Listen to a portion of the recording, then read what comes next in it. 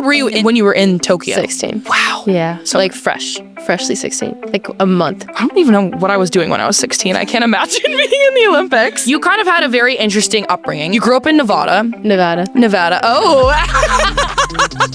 I did all of the sports and like ultimately chose swimming, which is like really funny because who would want to jump in a pool that's freezing and whatever. But is it freezing? Because I feel like I picture it to be like the perfect temperature. No. Okay. It's freezing. Let's talk about how you got that thing. How did you make it to the Olympics at freshly 16? I used to swim in a lake like during COVID. Pools were closed, and so like that was the only thing I could do. I did what it took. You were literally swimming in a lake and doing like open water swimming because that's what it took to get better. You were the fastest high school sophomore with that 500 free since Katie Ledecky. What do you think made you so good to be able to be in the conversation with those people? Love winning. Oh, I'm so competitive. And it's sometimes I like...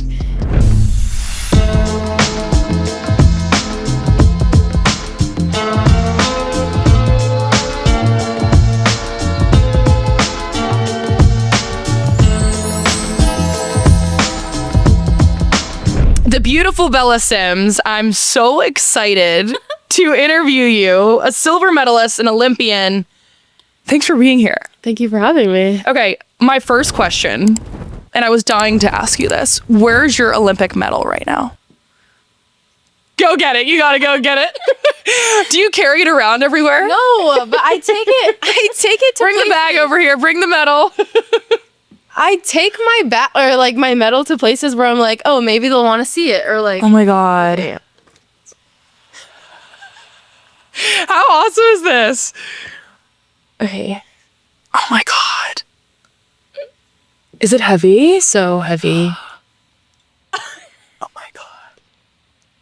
This is so cool. Wow. Okay, thank you. I was like really hoping you brought it, but yeah, just leave it there.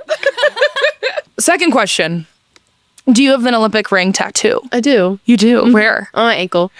It was between like... Oh my God. That's so cool. It was between my like wrist and my ankle. Yeah. And I'm one of those people that like gets tired of things not give me like a few weeks and like I get tired of it. Not that I would get tired of the Olympic rings, but I didn't want to like look at it every day and be like, oh yeah, that defines me. Like... So it's on my ankle, and I love that. I forget about it all the time, and it's perfect.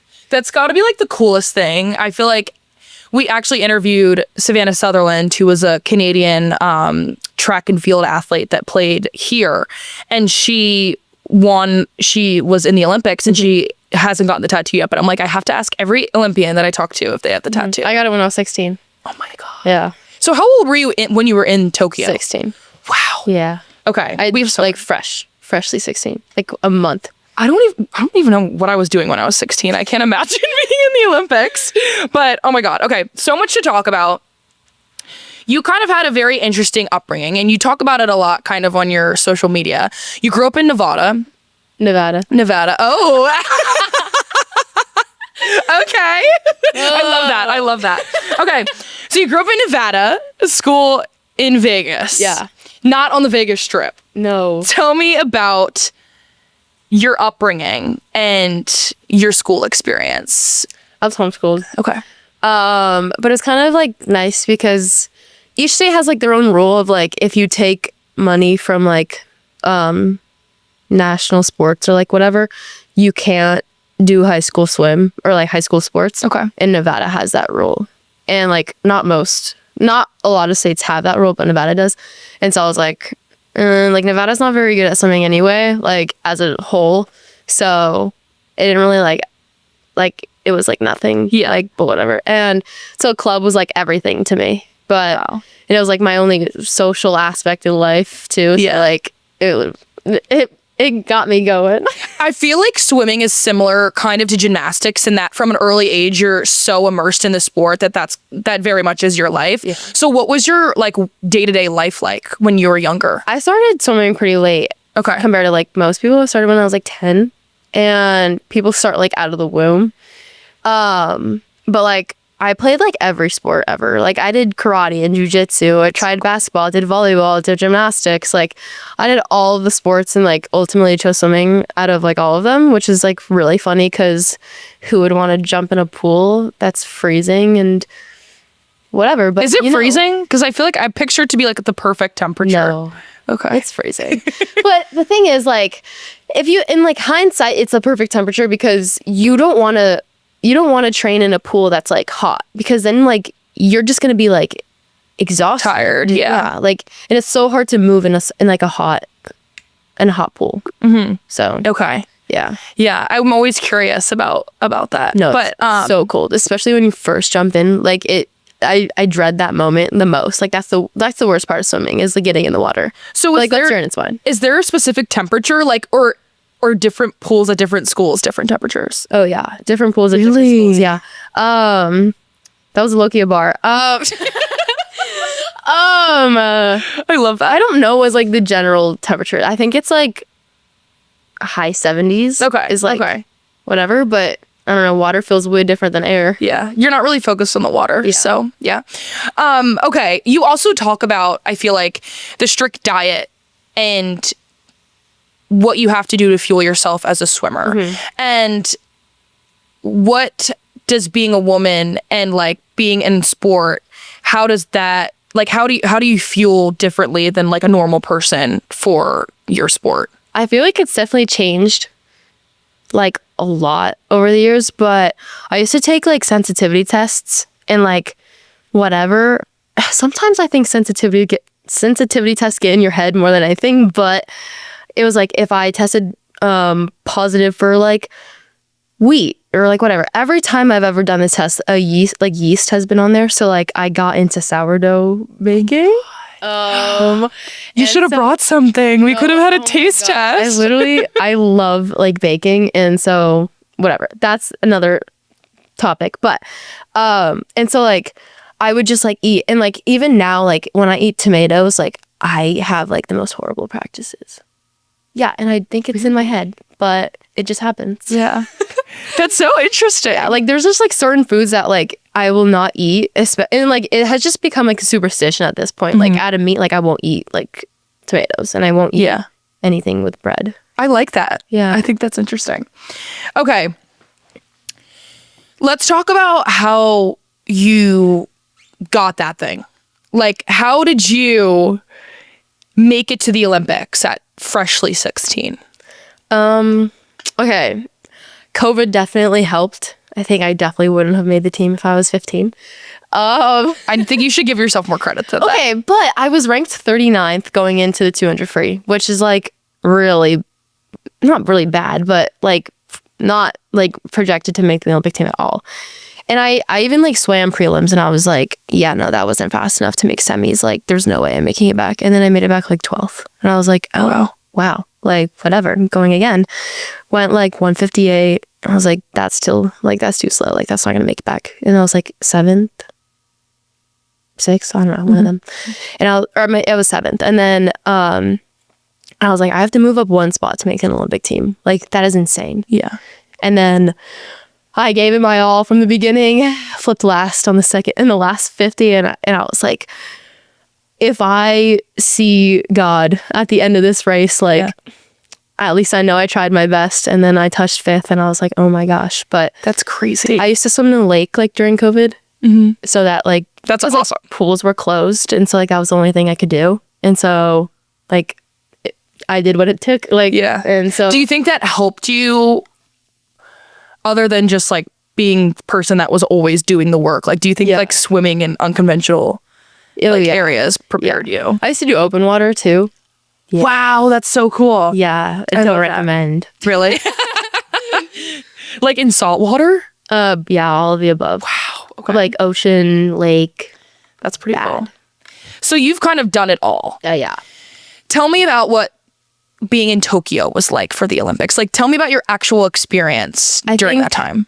It was a lot different from like normal people, like other people, because it was like COVID lockdown. Like, we couldn't explore anything. It was also my very first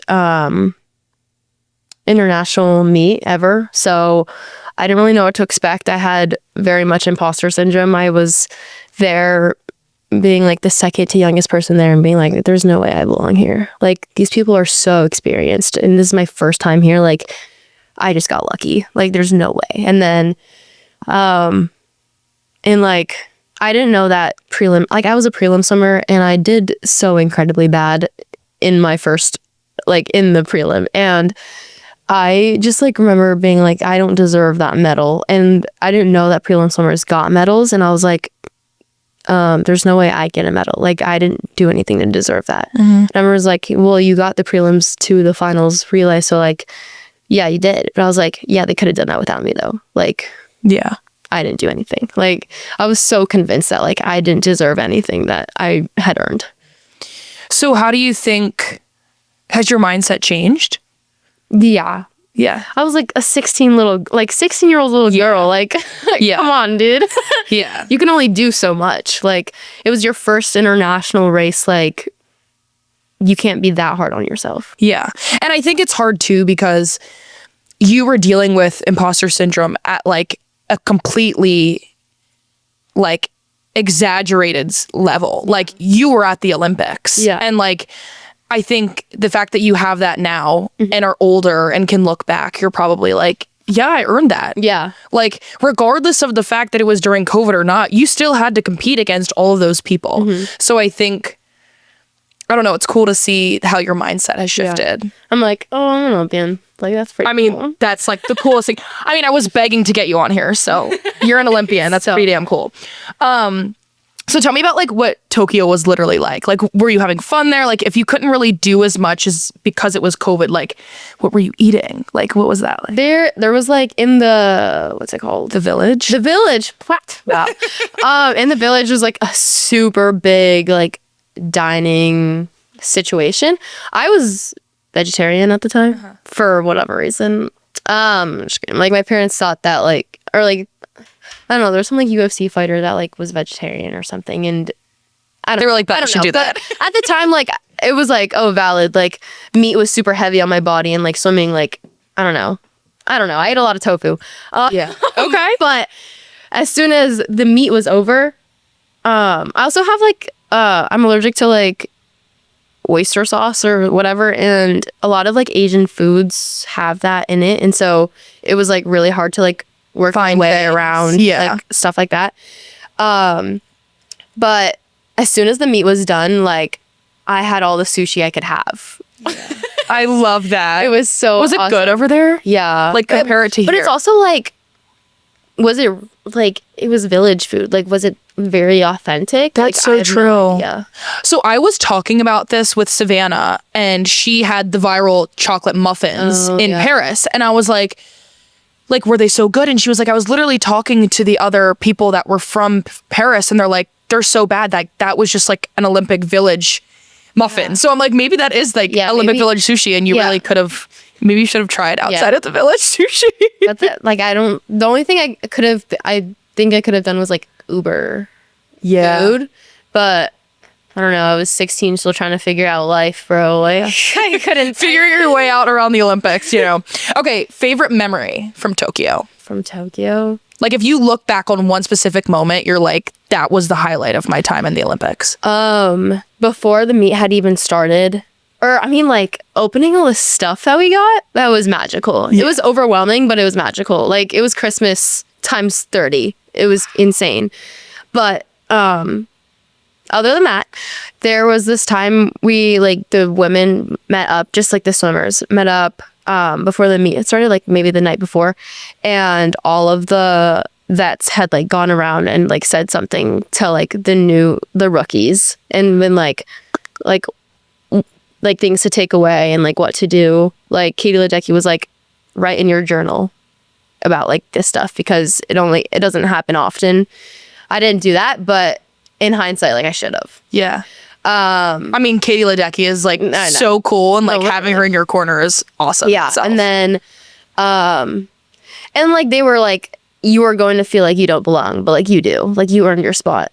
And it's just like thinking back on that, like I hope everyone who like is like new to like teams like that, like understands that because I didn't. Yeah. I mean, I feel like it's an experience you have to live through to understand. Not that I've been there, but like from the people that I've talked to about it, like you really do just have to like experience it. And then you look back and you're like, wow, like I really did that. Yeah. So who were your teammates? Like, was Katie Ledecky on your race team? Like, how did... She was on the finals relay. Okay. It was Paige Madden, Katie McLaughlin. I don't remember. Simone? I don't know. Yeah. I just remember hearing you were teammates with Katie Ledecky and being like, how cool is it that like you were on a team with like legends like It's funny though, because I was one of those swimmers that like, I didn't know who anyone was. Like, obviously I knew who Katie Ledecky was. Like, that's like a given.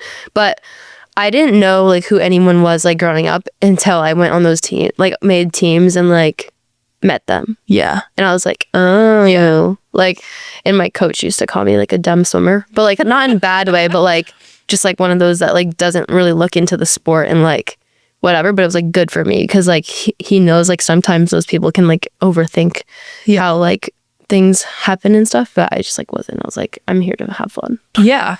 I think it's cool too because like you're at such a young age, you were in the conversation with people like Katie Ledecky. Like you were the fastest high school sophomore with that 500 free since Katie Ledecky. Like, how are you? Like, what do you think made you so good to be able to be in the conversation with those people? I just love winning. Yeah. I'm so competitive. And it's sometimes it just like hurts me because like we'll be playing a game, like a board game, and I'm like, I get so upset when I lose. It's so annoying. Yeah. But like, I don't know. I just love to win. in you. I just love to win. But like, I grew up with that. Like, I have two brothers, and like, that's just how it's always been. Like, we all did different sports because if we all did the same sport, it would have It would have been a war. yeah, literally. Yeah. I mean, that's awesome to be. I mean, you talked about it. Like, you were literally swimming in a lake and doing like open water swimming because that's what it took to get better. Yeah. Like, yes, that's an athlete mentality, but that's why you're an Olympian because like you were literally doing anything you needed to be able to put yourself in that position. Okay, so the number one recruit coming into college, which is it's a big deal. Like, you're humble, so like this is what it's like funny, but like you were. And so especially now too with all of your accolades, do you feel pressure to live up to all of those things? Oh, yeah. Yeah. Well, kind of, sort of. Like, I have learned to, like, not care what people think. Like, it's no matter, like, people are going to say bad things no matter what. Like, I don't know. But, like, and there's only so much I can do. But it's more like me in my head than anything. Like, me thinking that I have to live up to something, but I really don't. Like, I have nothing to prove, basically. Yeah. Like, I shouldn't feel like I have something to, but I really don't. Yeah. I think it's a good outlook to not care about what people think. And at some point you have to realize like the only thing that matters is like me and the job that I have to do, because worrying about what people say, especially at your caliber and your like profile of athlete, like you can't, especially with social media, like you can't worry about what people say. My thing is like, as long as I'm having fun, like I really shouldn't care because this is what I do and I do it because I love it. Have there ever been times where you felt like you weren't loving it as much? Oh, for sure. Yeah. Yeah. Yeah. But then also like I think about those times and I'm like, did I really, or like was I just like not trying to convince myself, but like get in my head or something like that? Because whenever I think of like someone else, like the thought of someone like quitting the sport, I'm like, wow, like it breaks my heart. Yes. Because I'm like, I say that like I hate it or like don't like it as much as I used to or like stuff like that, but like I truly do. Like I truly do love it, and like it breaks my heart when people like fall out of love of the sport that I do. You know? Yeah. So like I don't know. Like I think I did like not like it at one point, and like there were times I practiced where I'd like try to get out of so much. Yeah. Like I would just like talk to the coaches, and I would like I'd be like, oh, did I miss that? Like sorry, like, oops, sorry, Yeah, forgot to get in the pool. no, like literally, or like I'll ask a question like before getting in the water, Yeah. just to like stall, and I'm like, at what point, like, am I like, I'm not benefiting from this? Like, I should be getting in the water, and I still struggle with that. Like, I still like I procrastinate getting in the water, which is like, how are you gonna do that? Like, you're gonna have to get in at some point, like, whatever. But Yeah.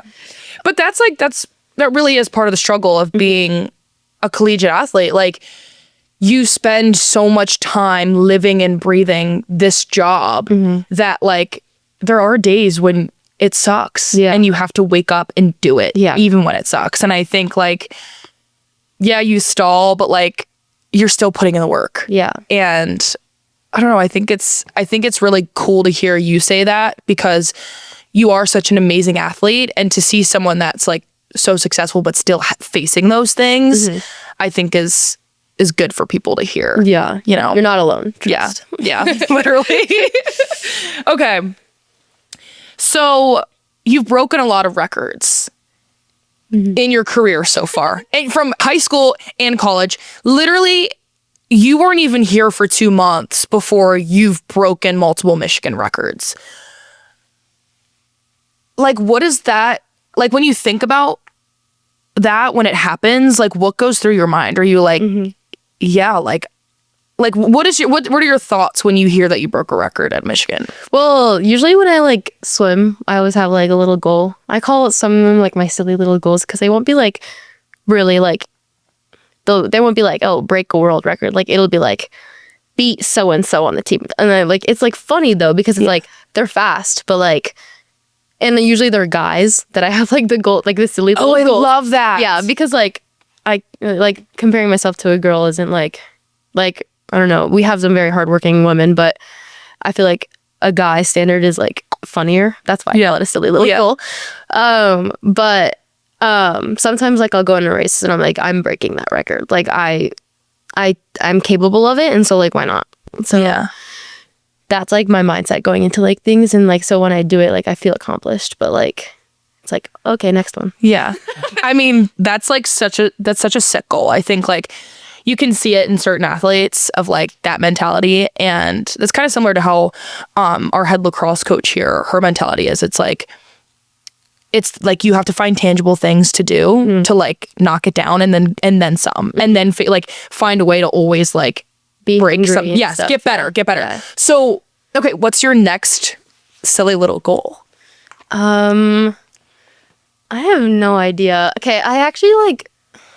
They could be big. I want to hear.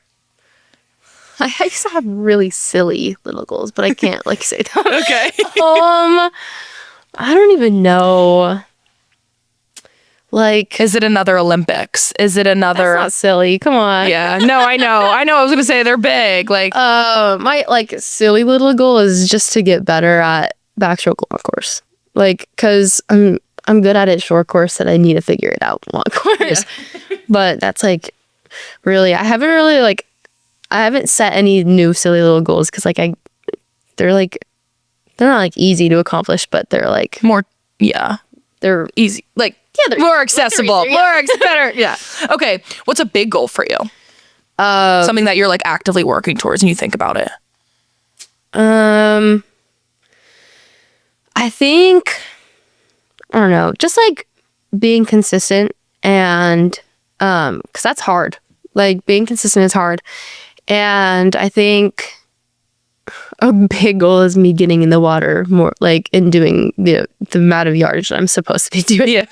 Because I do, like, sometimes I skip a 200 like every practice. But I would say like the Olympics. Like, yeah, that's a big goal. Yeah. That would be pretty awesome. Yeah. Okay, so tell me how you found Michigan, because this is a pretty like it's a very renowned school. Like, what about the culture of Michigan and the school made you decide to commit here? Okay, my boyfriend goes here. Oh my God, really? Yeah, he transferred here from Notre Dame. Does he play a sport? He swims. Yeah. Oh my God, I had no idea. We should have brought him on here. Wait, guys, because I was so scared walking here. It's totally Get out of job. Like, sorry, Okay. I only want to talk to Bella, but you can sit here. Okay. No, but he goes here, and when he goes here, and so like I was able to like understand like the team dynamic and like get to know how the coaches treat him like through him. Like he told me all of the things, and like it was very admirable. And so I came to visit him like after NCAA's. Yeah. Or like I had planned to come visit him, but then it turned into like a recruiting trip. Oh, yeah. And so like I got to hang out with the team, and like I knew some of the girls from like camps and stuff. And so it was really easy for me to just like Acclimate. Yeah. And so it was like so perfect, and like the camp is so pretty. I know. I think it's so pretty. And yeah. And so it was like a pretty easy decision, I guess. There were just like other things that like when I had my first call with Matt, like he got to know me as a person, and I just love that. Like I was like, wow, I am so much more than a swimmer to you, and that's so awesome. That's awesome. Yeah. So what are you doing for school here? Such a sensitive topic. Okay, so I was a sport management major when I was at Florida. Okay. My credits did not transfer. Oh, no. Like they did, but they Not kind all of of like them. departmental, and so like they don't really count. Like they count as lower level electives.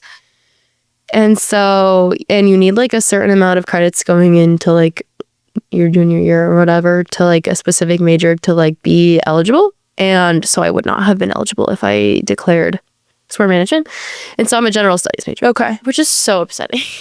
You'll figure it out. Like, it doesn't matter. A Michigan degree is a Michigan degree. And that's valid, but like that's so like general studies. But it's general studies at Michigan. So, like, it doesn't matter. It really doesn't. So I think I'm the like master in sport management. Or something. Yeah. So, wait, so how many more years of eligibility do you have? This one and then the next one. And the next one. Okay. So tell me, do you see a difference between Big Ten swimming versus the conference you were at before? Like, is there a difference in like how you swim or like the level or like, I don't know, like we talk about with like basketball, like Big Ten is just known to be gritty and like super physical compared to others. Like, what is Big Ten swimming like? I have no idea. We'll find out next week. Okay. Big But like it was so funny though, because like everyone raves about this Ohio State like Michigan rivalry, and like when we went to go swim against Ohio State, like at Ohio State, they were like they crossed out the M's and everything, like blah blah blah. I was like, wow, like is it really that deep? Yeah. Like because like Florida and Georgia were like rivals, but like it was almost like we were a family. It was almost like no one hated each other. Like it was just like. So it's like funny to me that there's like an actual rivalry. Yeah. So what was your first impressions of like the football games or like any sport rivalry? It's so electric. Yeah. Oh my gosh. Yeah. Cool. I don't know. I love a football game. Yeah. But I don't know. Like it was the Ohio State game was crazy. I came back early from Thanksgiving for that. Like the amount of crap talking, just you could hear around is actually insane. Like even if we were down so much, like it's funny. But okay. So you do a lot with NIL and being a champion circle athlete and just a high profile athlete. Period. How do you decide how you partner with brands? Because you have to be kind of strategic in how you align with certain brands, especially like you're with Excel Sport Management, right? Mm-hmm. Okay, so how do you decide who you want to work with? I guess like just I don't know. I don't like get that many like. I mean, you did one with Speedo, didn't you? Oh yeah, me and like Speedo are. Yeah. But no, like I love Speedo. Like Speedo was probably like that's a dream.